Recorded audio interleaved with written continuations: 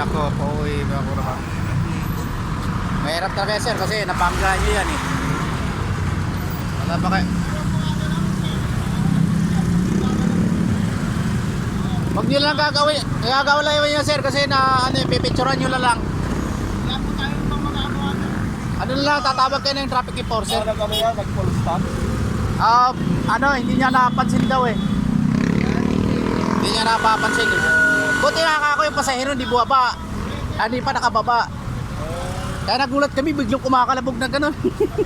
Pero wala namang may gusto niyan. Wala. Ito hindi ko gusto. Hindi mo maiwasan yung aksidente talaga. Kahit ako driver na ako, hindi maiwasan natin yan.